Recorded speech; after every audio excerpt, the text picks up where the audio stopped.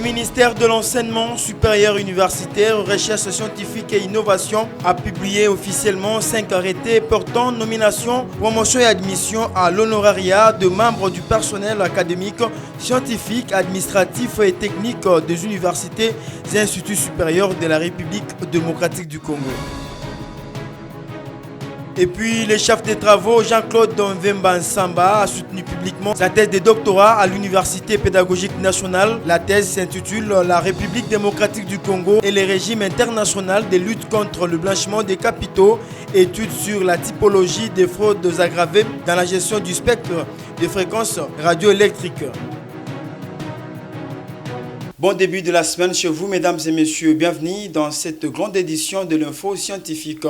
Nomination, promotion et admission à l'honorariat dans l'enseignement supérieur et universitaire. La ministre des Sursis a procédé samedi dernier à la publication officielle des 5 arrêtés ministériels, lesquels certains personnels se sont vus au grade supérieur.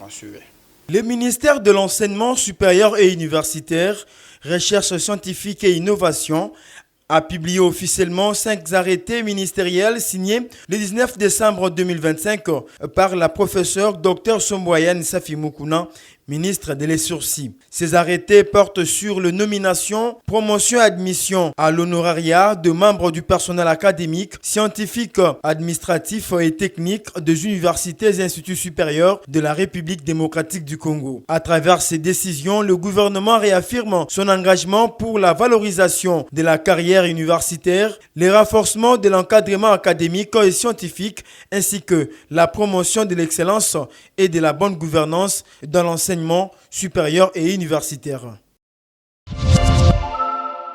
Et puis, il est devenu docteur à thèse en relations internationales. C'est le chef des travaux, Jean-Claude Vemba Nsamba, qui a soutenu publiquement sa thèse de doctorat à l'Université pédagogique nationale. La thèse s'intitule « La République démocratique du Congo et les régimes internationaux de lutte contre le blanchiment des capitaux, études sur la typologie des fraudes aggravées dans la gestion du spectre des fréquences radioélectriques ». Nous allons interrompre tout de suite la parole au secrétaire du jury. La République démocratique du Congo et les régimes internationaux de lutte contre les blanchiments des capitaux, études sur la typologie des fraudes aggravées dans la gestion du spectre des fréquences radioélectriques. C'est l'intitulé de la thèse de doctorat du chef de travaux Jean-Claude Vemba, thèse soutenue mercredi 17 décembre à l'Université pédagogique nationale. Dans sa prise de parole, le chef de travaux Jean-Claude Vemba a fait savoir qu'en RDC, la gestion du spectre des fréquences radioélectriques, ressources stratégiques immatérielles rares, mais combien indispensables à l'économie numérique et à la connectivité régionale, est comprise par des graves vulnérabilités des gouvernants. Selon lui, l'absence de transparence et l'édiction des normes permissives ont fini par créer un terrain fertile pour des fraudes aggravées établissant des effets des circuits sophistiqués dans les blanchiments des capitaux. Les chercheurs précisent en outre que cette étude doctorale démontre que la souveraineté nationale de la RDC et son positionnement géostratégique sont indissociables de la sécurité de ses infrastructures critiques comme les backbones nationales à fibre optique. Une recherche qui a convaincu le jury en lui décernant les grades de docteur en droit international. Monsieur le chef de travaux Vemba Nsamba Jean-Claude a réussi à l'ensemble de l'épreuve avec la mention la plus grande distinction.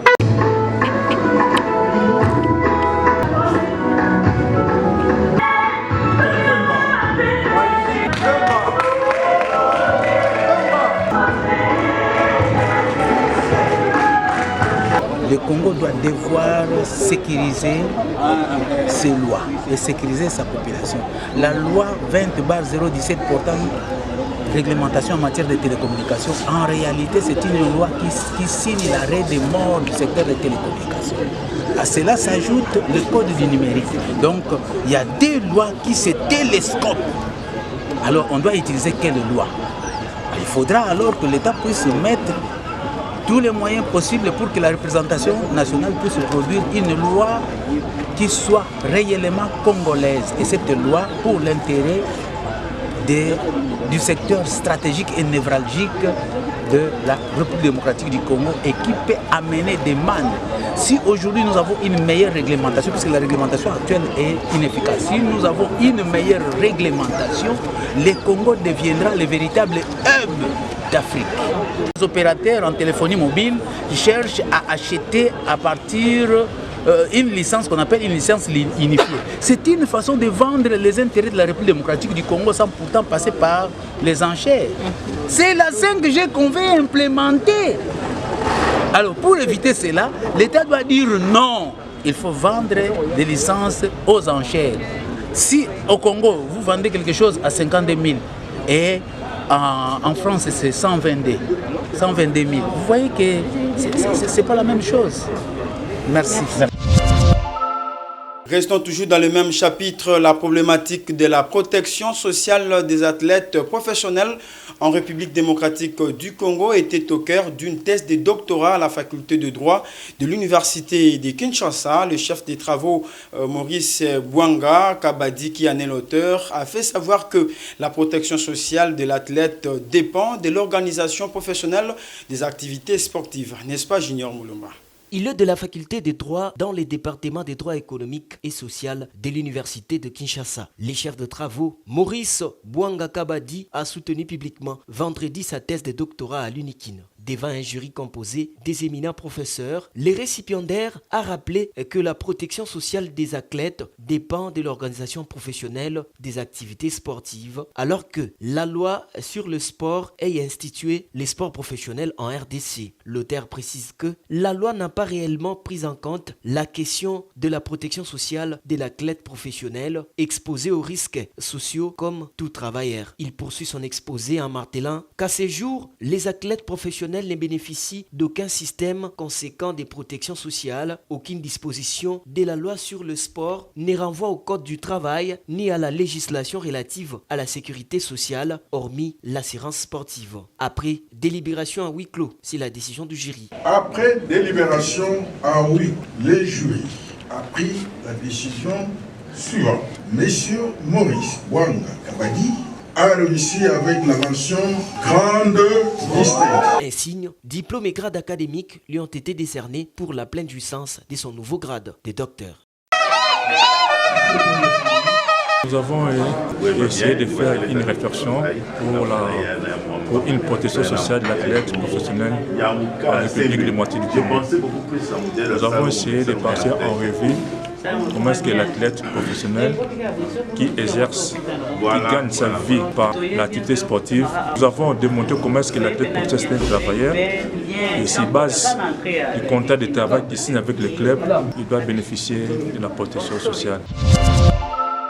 Le chef des travaux Tarsis Kabamba, Mbambu Munkole, Juliette et le chef des travaux Grace Toya Ley ont respectivement défendu leurs travaux des diplômes d'études supérieures à l'université du CEPROMAD. Les détails dans ces reportages que nous propose Gabriel Luboya.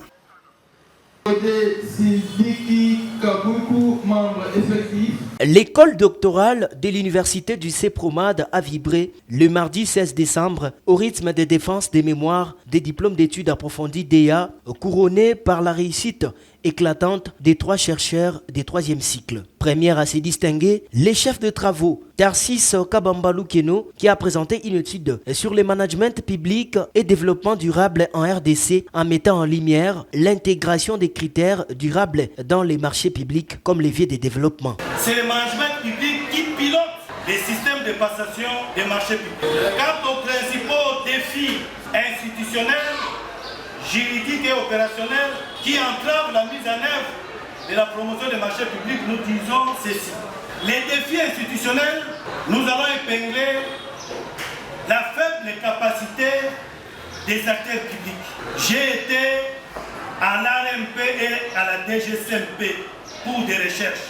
Ensuite, Madame Bambou Mogolé Juliette a brillamment défendu son mémoire intitulé « Stratégie managériale pour la co-construction et relance des entreprises publiques Cadela Cadeco ». Son travail propose des pistes concrètes pour revitaliser cette entreprise publique congolaise minée par des faiblesses structurelles. C'est avec un grand honneur que nous vous présentons aujourd'hui notre travail de recherche intitulé « Stratégie managériale pour la co-construction relance des entreprises publiques, cas de la CADECO en République démocratique du Congo.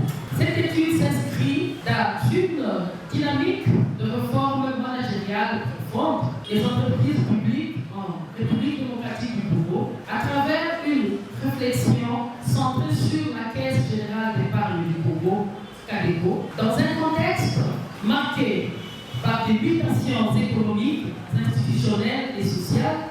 Il devient indispensable de repenser les mécanismes de gouvernance. Enfin, les chefs de travaux, grâce à Nto Yalei, a penché sur le management stratégique comme moteur d'innovation dans les petites et moyennes entreprises congolaises dans un contexte économique instable. Sa recherche démontre comment les capacités dynamiques peuvent soutenir la croissance durable. Dans le contexte congolais, le PME constitue l'ossature de l'économie nationale, tant en matière de création d'emplois que de production de richesses. Cependant, malgré leur importance stratégique, ces entreprises font face à de nombreuses contraintes, notamment l'instabilité de l'environnement économique, faiblesse des structures managériales. À l'issue des délibérations, le jury a décerné aux 3 impétrants la mention grande distinction, saluant des recherches pertinentes et alignées sur les défis nationaux. L'université du CEPROMAD confirme ainsi sa place comme acteur majeur dans la formation doctorale en République démocratique du Congo.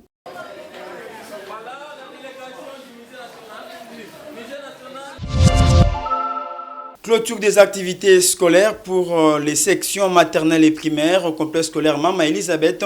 Cette journée qui a marqué la fin du premier trimestre a permis aux élèves de présenter des poèmes et autres afin de démontrer les fruits de leur formation. Dans une ambiance chaleureuse et pleine d'enthousiasme, les complexes scolaires Mama Elisabeth a procédé ce samedi 20 décembre à la clôture des activités scolaires pour les sections maternelles et primaires, marquant ainsi la fin du premier semestre. Les enfants, accompagnés de leurs parents, ont animé cette journée à travers diverses prestations artistiques, poèmes, récitations, danses et chants, une occasion pour eux de démontrer les fruits de leur apprentissage et de faire valoir les talents cultivés au sein de l'établissement. Good morning, Ofra. How I'm fine, and you? Nice to meet you.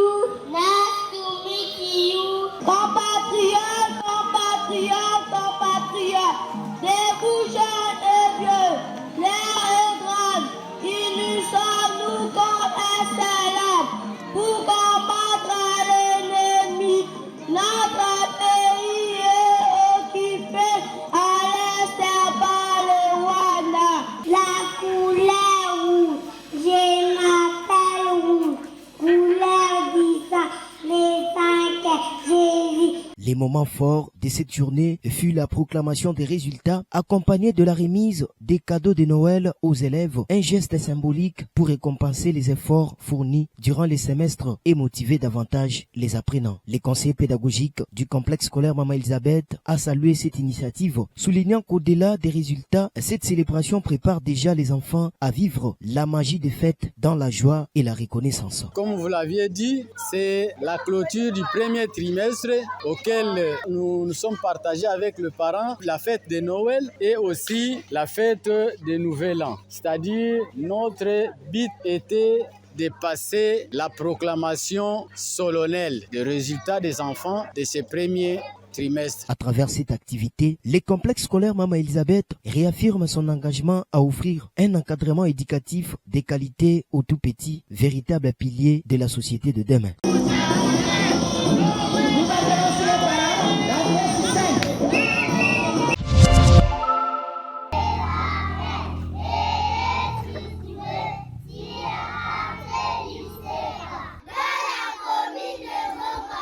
À l'occasion de la journée culturelle organisée le vendredi 19 décembre 2025, l'école Sacré-Cœur et le centre d'accueil des enfants et jeunes vulnérables, Évangile actif auprès des personnes vulnérables et VAPEV en sigle, ont célébré leurs élèves au siège du centre situé dans la commune de Mongafula.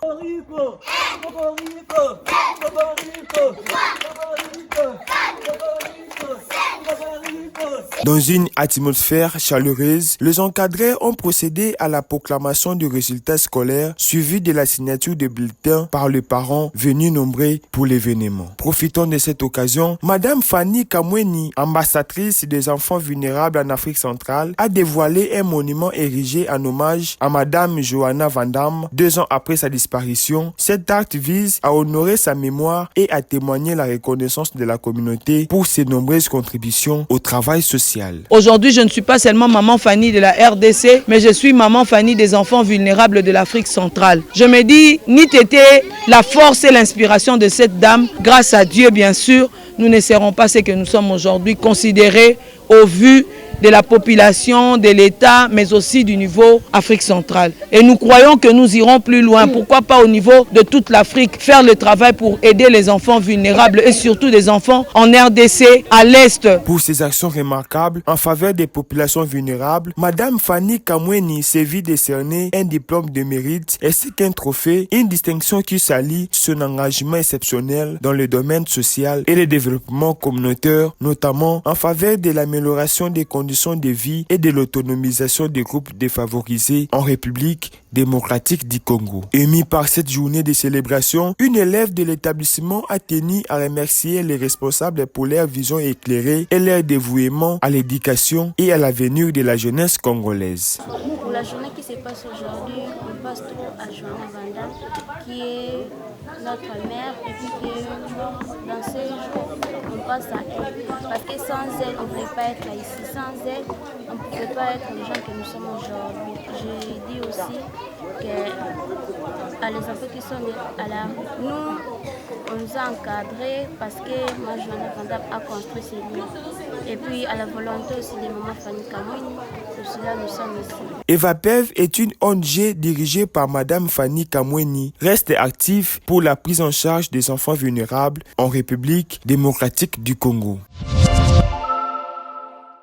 Restons toujours dans les mêmes registres. L'école internationale du millénaire, le génie, a organisé une journée culturelle marquant la fin du premier trimestre de l'année scolaire en cours. Cette journée était une occasion pour les promoteurs de gratifier les élèves qui se sont distingués dans leur formation. Bien, merci Momo Mouyala, nous en dit plus.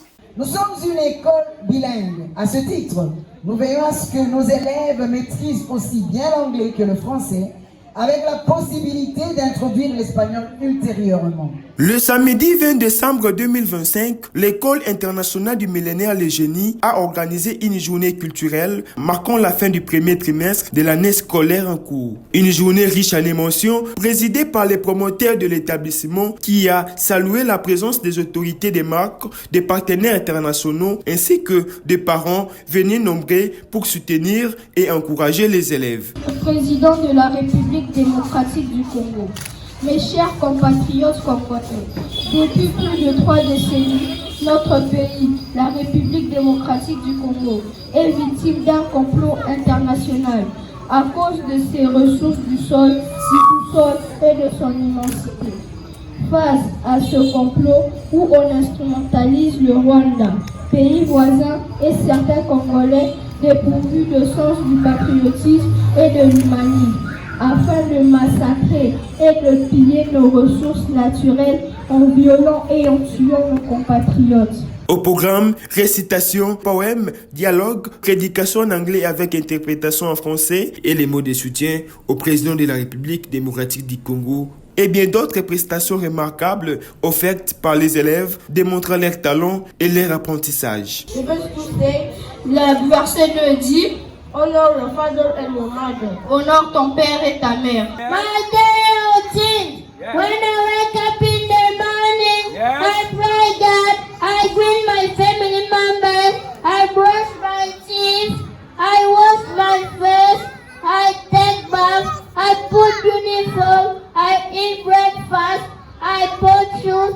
I take school bag. And I go to school. Dans une ambiance festive, le Père Noël a procédé à la remise des cadeaux aux enfants. La journée s'est poursuivie par la proclamation du résultat scolaire, suivie de la signature des bulletins par les parents. Prenant la parole, l'un des encadreurs de cette école bilingue a exprimé sa gratitude envers les parents. Pour leur confiance, il a mis en avant les valeurs d'excellence, de modernité et de sécurité prônées par l'établissement et a invité d'autres parents du quartier à emboîter le pas. We are here in the Millennium International School, the Genesis. So we are focusing on 3 parts of blocks. We're talking about European block, focusing on elegance and focusing on work, and Anglo-Saxon part focusing on results. Pour nous, aujourd'hui, c'était vraiment un moment très particulier où il avait fallu que les élèves montrent d'une manière récente ce qu'ils ont pu apprendre pendant tous les trimestres. Situé au numéro 36-655, en diagonale du bâtiment administratif de Mételsat Météo, dans le quartier Mbinza Météo, la commune d'Engalima. L'école internationale du millénaire Les Génies reste une référence dans le paysage éducatif. Pour tout contact, plus 243 858 971 513. L'école internationale du millénaire Les Génies, l'excellence au service de l'épanouissement.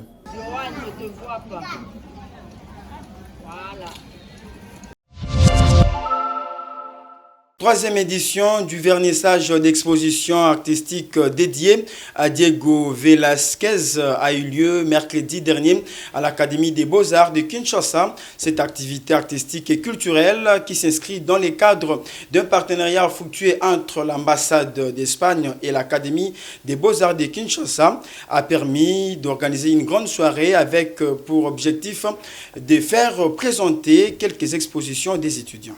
L'Académie des Beaux-Arts de Kinshasa a vibré au rythme de la créativité le mercredi 17 décembre à l'occasion de la 3e édition du vernissage de l'exposition artistique dédiée à Diego Velázquez, célèbre peintre espagnol du XVIIe siècle. Un événement placé sous les signes de l'échange artistique, fruit du partenariat dynamique entre l'ABA et l'ambassade d'Espagne en RDC. Après avoir bénéficié d'une formation encadrée par des experts espagnols, les étudiants de là-bas ont exposé des œuvres d'une qualité exceptionnelle, témoignant de leur talent et de la rigueur de leur encadrement. Ces productions artistiques, inspirées du style de Velázquez, ont conquis les publics. Présente à cette cérémonie, l'ambassadrice d'Espagne en RDC, Madame Carmel Diaz, s'est dit impressionnée par les niveaux de réalisation des étudiants. Elle a salué l'importance de cette collaboration qui renforce les échanges culturels entre l'RDC et l'Espagne. Pour moi, c'est un plaisir d'être ici au vernissage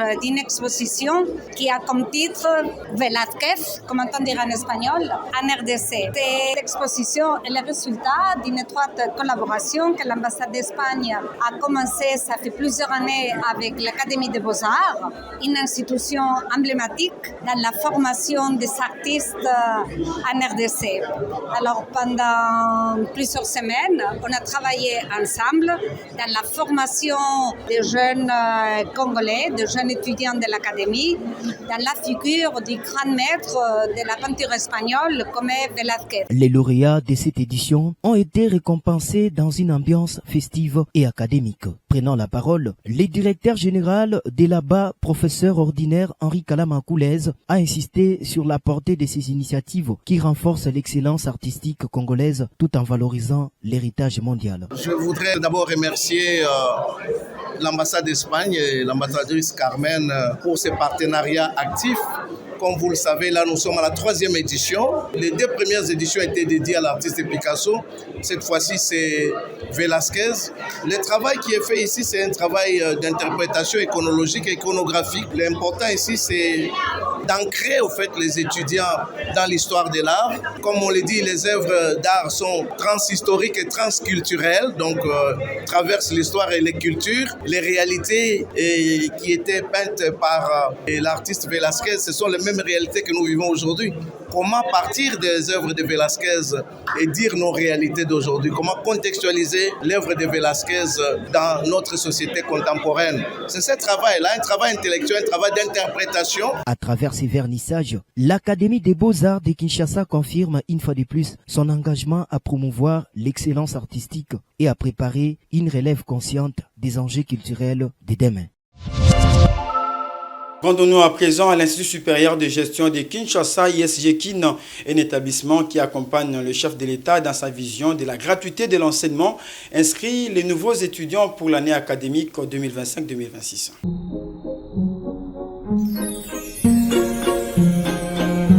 Bienvenue à l'Institut supérieur de gestion de Kinshasa, ISG-KIN, un établissement privé catholique agréé depuis 2004 par les ministères de l'enseignement supérieur et universitaire qui accompagne la vision du président de la République axée sur la gratuité de l'enseignement. ISG-KIN forme l'élite de demain dans le strict respect du système d'enseignement licence, master et doctorat LMD. Inscription ouverte pour l'année académique 2025-2026. Frais d'inscription $10 américains et pour les frais académiques $35 par trimestre. À l'Institut supérieur de gestion de Kinshasa, étudié dans les meilleures conditions avec des auditoires modernes, bibliothèque fournie, salle d'informatique bien équipée, laboratoire médical, logement disponible pour les étudiants venus de loin. Nos filières: assistance sociale, gestion des ressources humaines, développement communautaire, management et gestion des affaires, marketing, gestion informatique, sciences infirmières et hôtellerie, mais aussi secrétariat comptable et gestion du patrimoine. Avec l'ISG-KIN, obtenez un diplôme reconnu, accédez à l'emploi ou entreprenez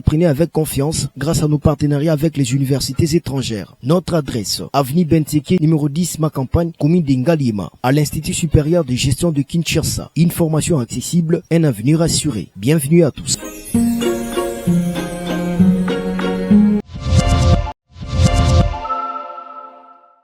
Rendons-nous à présent à l'Université panafricaine du Congo qui ouvre également ses portes pour les étudiants afin de procéder à leurs inscriptions pour l'année académique 2025-2026. À l'ère de la généralisation du système LMD, certaines universités sont désemparées car elles ne sont pas prêtes. Et certains parents ne savent plus où inscrire leurs enfants. Et pour les nouveaux diplômés, c'est un embarras. Et pourtant, je suis en aide de droit à l'UPACE et je m'en sors comme un poisson dans l'eau. Je suis en aide de relations internationales et je me retrouve économiste en devenir grâce à l'UPACE.